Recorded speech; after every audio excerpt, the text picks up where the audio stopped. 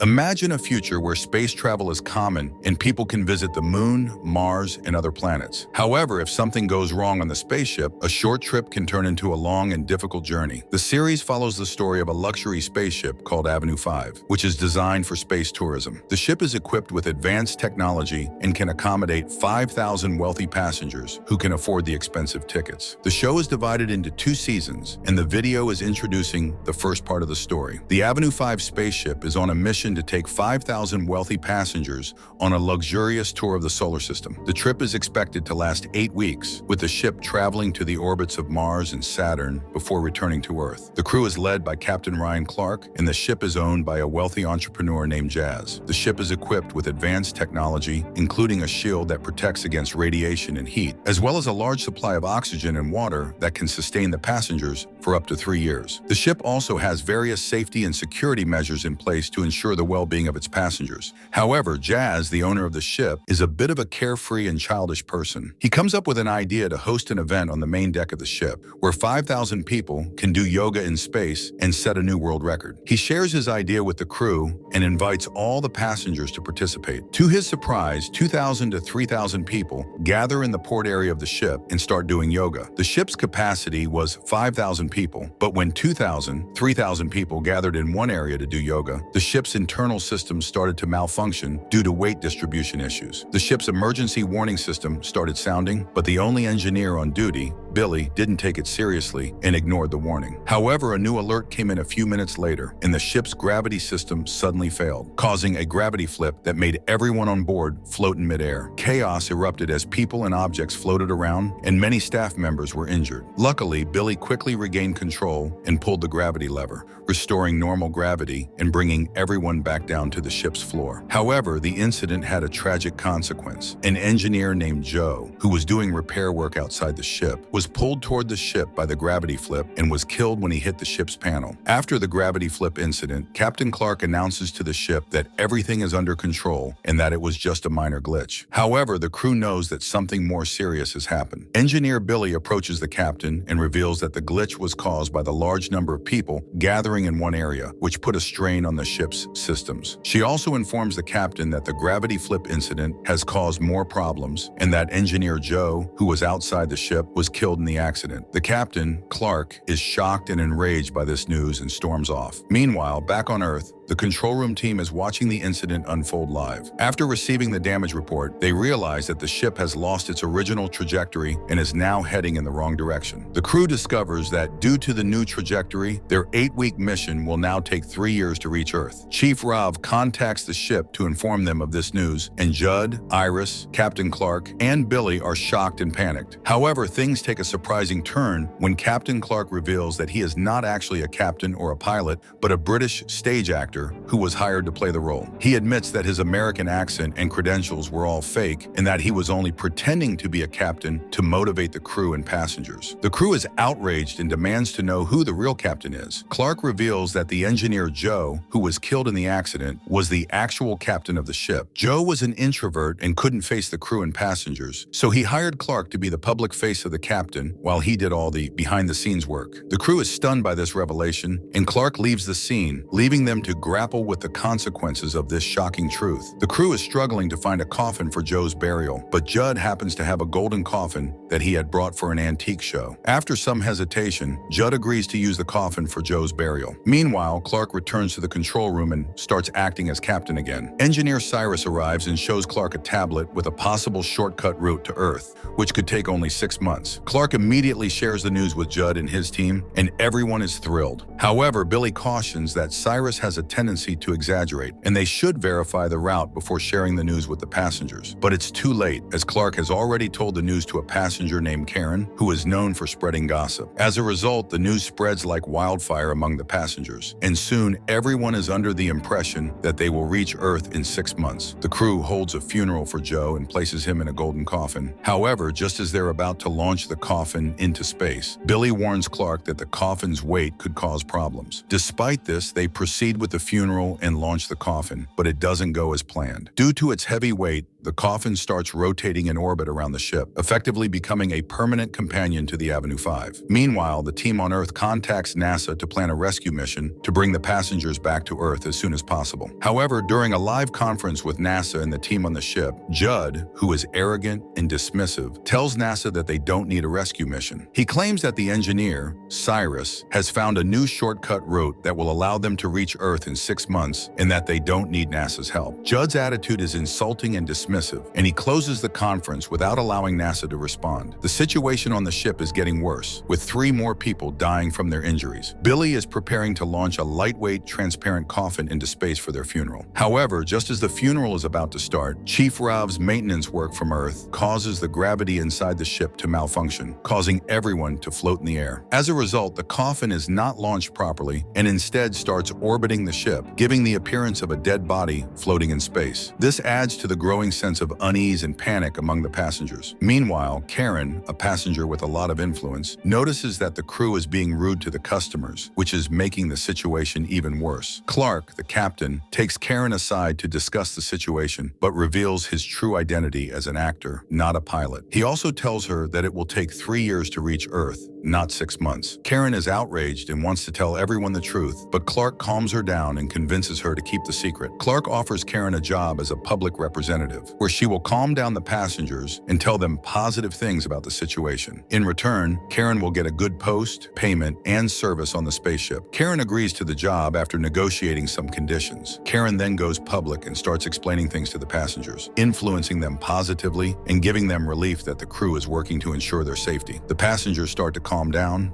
and the situation improves. However, just as things are looking up, Cyrus comes to Clark with some bad news. He reveals that he made a mistake in his previous calculation, and that the actual time it will take to reach Earth is 3 years and 6 months, not 6 months. This is because he didn't account for the weight of the ship and its passengers in his previous calculation. Clark and Billy are furious and shout at Cyrus, who has just delivered the devastating news. Cyrus suggests that if they can reduce the weight of 500 people, they can shorten the duration of the trip. However, this means throwing people out of the ship, which makes Clark furious. Clark tells Karen about the new estimated duration of 3 years and asks her to break the news to the passengers quietly. Karen goes to the public and tells them the news in a way that makes it sound like a good thing. She says that they're getting to stay in space for 3 years by paying a ticket for 8 weeks, which is a great discount. The passengers seem to accept this explanation. Meanwhile, Clark goes to the control room and asks the officers about their status. However, he notices that they all seem to be reading from the same script, which makes him suspicious. He asks them about it, and Cyrus reveals that the officers are actually models and actors hired by Judd to impress the public. They don't know anything about the real operations of the ship. Clark is shocked and furious, and he starts shouting in his British accent. He demands to know if anyone on the ship is real or if they're all fake. He also wants to know who is actually running the ship, since the officers are just actors. Billy calms Clark down and takes him to a secret control room located underground. There, Clark meets the real officers and engineers who have been running the ship from the beginning. Billy and Cyrus are part of this team, and they have been working secretly to keep the ship running. The real officers are introduced to Clark, and he is relieved to know that there are competent people in charge. However, the condition of the ship is still serious, and the officers are working hard to keep everything under control. Clark spends some time with the real officers and engineers, and they all seem to be working together to solve the problems on the ship. However, just as things seem to be going well, Judd comes up with a new idea. He wants to take photos with the children on the ship and share them as a live event on Earth, to make it seem like everything is going well. Judd calls many children into the wetsuit compartment, and it seems like he is planning to stage a fake event to deceive the people on Earth. Judd sets up a live event on Earth, where he takes photos with the children in the wetsuit compartment. The compartment has a great view of space, but it's also located near the ship's protective shield and drainage pipelines. Judd asks someone to press a random button on the control panel, thinking it's just a fake prop. However, Frank Walter, Karen's husband, presses the button, and unfortunately it coincides with the ship passing by a random star. The star's gravitational pull damages the protective shield and breaks the drainage pipeline, causing human waste to be ejected into space. The live footage of the incident is broadcast on Earth, and the passengers on the ship start to panic. The oxygen and air levels on the ship start to decrease, and the passengers demand that Clark, the captain, go out into space to fix the pipe. Judd, under pressure from the public, also asks Clark to go out and fix the pipe. Clark, having no other option, agrees agrees to go out into space. The engineer team provides him with a suit and instruments and guides him through communication on how to fix the pipe. Clark starts his spacewalk, and it's being broadcast live to the entire ship and Earth. However, Clark is not experienced in spacewalks and starts floating around, but with the help of the engineer, he manages to reach the location of the pipe. However, the lever is jammed, and Clark can't rotate it alone. Billy comes out to help him, and together they manage to close the lever and stop the drainage. They successfully complete the task and return to the ship. As a result of their success, Clark is hailed as a superhero not only on the spaceship but also on Earth. The live stream of the spacewalk was broadcast in different countries, and everyone is sharing and praising Clark. However, a new issue arises. The drainage poop that was leaked into space is now rotating in orbit around the spaceship, along with the 4 coffins. The next day, the crew and passengers are having a party, but some people start blaming Frank for the pipe incident, thinking he pressed the wrong button. The crowd starts demanding that Frank be thrown out of the spaceship, and even Jazz, who is drunk, joins in. Security steps in to throw Frank out, but Karen tries to stop them. Just as they're about to eject Frank, Clark intervenes and explains that the accident was caused by the gravitational pull, not Frank's actions. The crowd, who respect Clark as a hero, agree with him and calm down. However, Frank is not grateful for Clark's intervention. Instead, he accuses Clark of having an affair with Karen, which leads to a fight between the two men. The situation escalates into chaos, with everyone watching in shock. Meanwhile, on Earth, Chief Rob visits the White House to seek the president's help in bringing the crew and passengers back to Earth as soon as possible. The episode starts with a historic moment, the first delivery in space. A pregnant lady gives birth, and everyone on the ship is celebrating. Clark and Billy are standing nearby, and they notice a strange beep-beep sound coming from somewhere on the ship. They start searching for the source of the sound, but they can't find it. As they search, they meet a passenger who claims to have knowledge about space and science. He tells them that the sound is coming from the oxygen department, and it's a warning sign that the oxygen is slowly depleting. This news sends Clark and Billy into a panic, and they share it with Iris and Karen. Meanwhile, on Earth, Chief Rob is meeting with the president to request funds and help for a secure mission. However, the president is not happy with Jazz's behavior, and he gives Rob a hard time. Despite this, the president is willing to help, but he suggests a drastic measure, removing 500 non-essential people from the ship, effectively killing them, in order to increase the ship's speed. Jazz holds a meeting with the main crew members to discuss the oxygen issue. They decide to take drastic measures to conserve oxygen, including banning loud talking, sports, and workouts. Everyone will have to talk in a low voice and avoid laughing to reduce oxygen consumption. Meanwhile, Chief Rob contacts the crew live and tells them that the government is willing to provide funds and resources to help them. However, the government is asking for 500 non-essential people to be ejected from the ship, which Rob has rejected.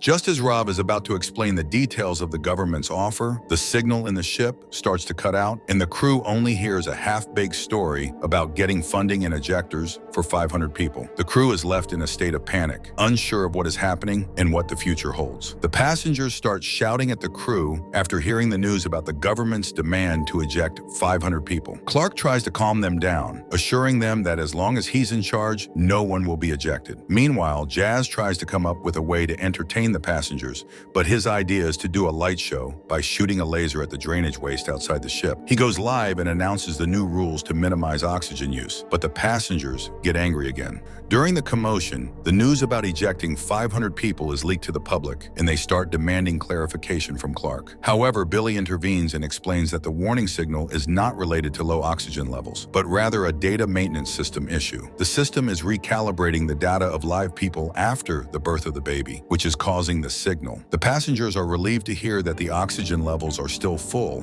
but they're still angry about the ejection news. Clark reassures them that they will not eject anyone, and the situation seems to calm down. As the evening wore on, Jazz's argument with the others was interrupted by a dazzling laser show that captivated everyone's attention, and the rest of the evening passed without incident. However, as they were leaving, a man named Harrison approached them, shouting angrily. Jazz, clearly frightened, quickly fled the scene. The captain, perplexed by Jazz's sudden departure, turned to Iris for an explanation. Iris revealed that Harrison was a wealthy trillionaire who was furious with Jazz over a failed space mission and was now suing Jazz's company, which could potentially bankrupt them. As the day went went on, Jazz and Harrison clashed repeatedly, their animosity towards each other palpable. Meanwhile, back on Earth, news of the ejector's malfunction had leaked to 500 people, who were unaware that Chief Rav had not yet approved the mission. As a result, the public began to turn on Jazz and her company, as well as Chief Rav, blaming them for the mission's failure and the subsequent problems that had arisen. The situation escalated to the point where some individuals began threatening to harm Chief Rav. On the spaceship, Billy contacted Clark in the control room, informing him that before the mission began, Engineer Joe had taken his handprints for a specific task. Joe had been responsible for docking the ship safely, but since his untimely death, Clark was now the backup. Billy explained that Clark would need to learn how to dock the ship in order to ensure a safe landing on Earth. Clark was hesitant to take on the responsibility of docking the ship, but with no other options, he reluctantly agreed to learn the task. He was given the ship's manual to study and was trained in a virtual setup to practice docking the ship. Meanwhile, Billy had an idea to salvage the situation. She suggested that instead of ejecting 500 people, they could eject the same amount of weight in unused items. Clark agreed to this plan, and the captain shared the news with the rest of the crew, instructing them to gather their unused belongings to be ejected. Karen was put in charge of collecting the items. Back on Earth, the government was preparing to launch a rocket to resupply the Avenue 5 ship with food, medicine, and other essential resources. However, Chief Rave was still receiving death threats, and fearing for her safety, she decided to hide in the rocket. Her plan was to travel to the ship, retrieve Jazz, and bring him back to Earth to face the consequences of his company's actions. However, the pilot of the rocket informed Rav that it was a cargo ship with only one passenger seat. If Jazz were to return to Earth, Rav would have to stay behind on the Avenue 5 ship, as there was no room for both of them to travel together. Clark is trying to learn how to dock a spaceship from Billy, but he's not doing well because he doesn't know much about science and ships. Billy thinks it will take him 4-5 years to learn. After the lesson, Clark meets Jazz, who is angry with him for not doing his job properly. They have a big argument, and Clark quits his job as captain. Because of their argument, the passengers find out that Clark is not a real captain, but an actor. Jazz then makes a new person captain who had previously warned that the oxygen was running low. However, when this new captain tries to give orders, no one listens to him, and he realizes that everyone in the control room is also an actor. The new captain is frustrated and tells all the passengers that there are no real officers on the ship and that everything is fake. This makes the passengers very upset and confused. They start asking Jazz and his company questions like, "What's going on? Is this really space or are we in a simulation? And why is everything so fake?" After the passengers find out that the crew is fake, they start panicking and think they're in a simulation. They rush to the airlock shouting, "Let us out!" and "Take us home!" Clark tries to calm them down, explaining that they're in actual space and opening the airlock will kill everyone. But no one trusts him. Harrison joins the crowd, fueling their anger and frustration. Matt, the ship's representative, arrives and tries to explain the situation in a way that the passengers can understand. He gives them the airlock code and explains that while they are in a simulation, if they die in the simulation, they will also die in real life. Despite Matt's warnings, some passengers still don't believe him and start shouting again. They rush to the airlock, use the code, and open it. As a result, they freeze to death in space.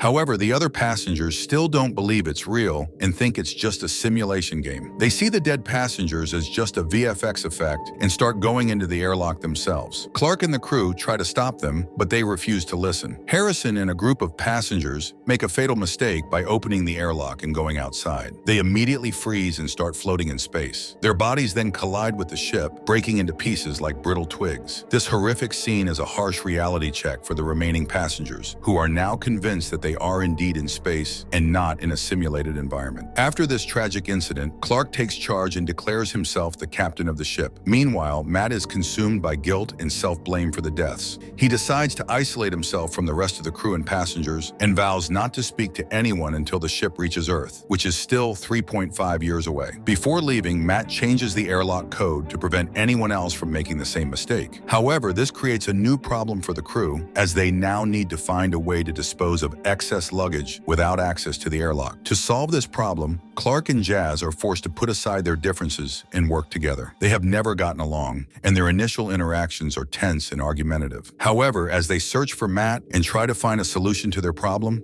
they start to develop a begrudging respect for each other. Despite their differences, they begin to bond over their shared struggles and challenges. A few months pass, and suddenly, Rav's rocket arrives near the spaceship. As soon as she boards the ship, she's shocked to learn that 11 people have already been killed. She's furious and starts searching for Jazz, demanding to know what happened. Meanwhile, Jazz and Clark finally find Matt, who's been hiding in a devastated state. Matt refuses to give them the airlock code, but Rav arrives and confronts Jazz, slapping him hard and accusing him of being reckless and stupid. The tension is palpable, with people shouting and arguing. In the chaos, Matt finally reveals the airlock code, but Jazz sees an opportunity to escape and makes a run for the rocket. The others chase after him, shouting and trying to stop him. Rav catches up to Jazz and reveals a shocking truth. The government on Earth wants to kill him, and if he leaves without solving the problem, he'll be thrown in jail. Jazz is devastated and reluctantly returns to the ship. In a surprising twist, he decides that Clark should be the one to go to Earth, citing his hard work, help, and sacrifices. Clark agrees and prepares to leave, but just as he's about to depart, he realizes that only he knows how to dock the ship. Disappointed, he returns to the ship, leaving Jazz and the others to wonder what will happen next. One of the passengers, a stand-up comedian, tries to escape in the rocket, but Iris catches up to him and tries to pull him out. However, the rocket door closes before she can get out, and Iris is accidentally sent to Earth. Later, the passengers are excited to get rid of some of the ship's extra stuff, and Karen is in charge of ejecting it. However, she makes a critical mistake by ejecting the stuff from the front door instead of the back door. This means that instead of propelling the ship forward, the stuff will actually slow it down. Clark and Billy are shocked and disappointed by Karen's mistake. They explain that the whole point of ejecting the stuff was to use it as a propellant to speed up the ship, but now it will have the opposite effect. Cyrus does some calculations and reveals that instead of taking 3.5 years to reach Earth, it will now take 8 years. Karen is devastated by her mistake and starts crying. The episode ends with a sense of disappointment and frustration among the passengers. And with this, the Season 1 comes to end. If you enjoyed this recap and want me to cover Season 2, please leave a comment, like the video, and subscribe to my channel. Thank you all so much, and I can't wait to see you in my next recap.